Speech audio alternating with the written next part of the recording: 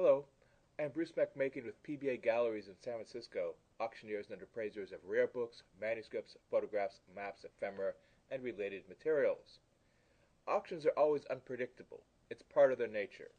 Also unpredictable is the flow of material. Sometimes we schedule auctions and are hard-pressed to fill them with fine items, and sometimes an exceptional collection falls into our hands like manna from heaven.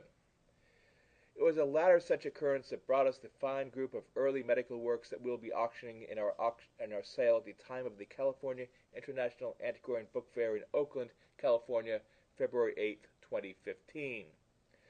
We were down to our last week of cataloging for our auction of rare books and manuscripts to coincide with the book fair when we received an email from Dr. George Bray of Walnut Creek in San Francisco offering on consignment an elite selection of 42 rare and early medical works, a cross-section of landmarks of medicine.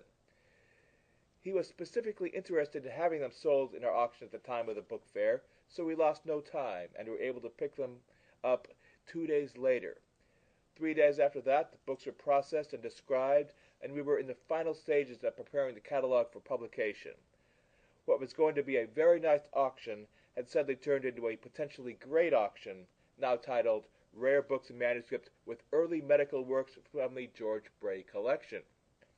The high spots from the collection are too numerous to list in their entirety, but among the more significant are Edward Jenner's An Inquiry into the Causes and Effects of the Variole Vaccinae, 1798, describing the use of cowpox to develop a vaccine for smallpox, which has been called one of the greatest triumphs in the history of medicine.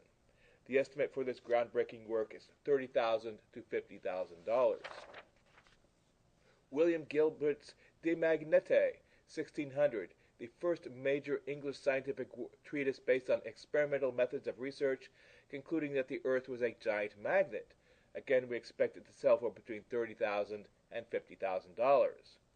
A treatise of scurvy by James Lind, first edition, 1753, a rare presentation copy of the seminal work advising supplementing sailors' diets with oranges, lemons, and green vegetables. It should bring in the range of $25,000 to $35,000. And De Honeste Voluptate by Bartholomeus Platina, 1480, the third edition, 5 years after the first, of the first published work on food and drink, being a guide to a healthy diet as well as a recipe book. This rare incunable is estimated at $20,000 to $30,000.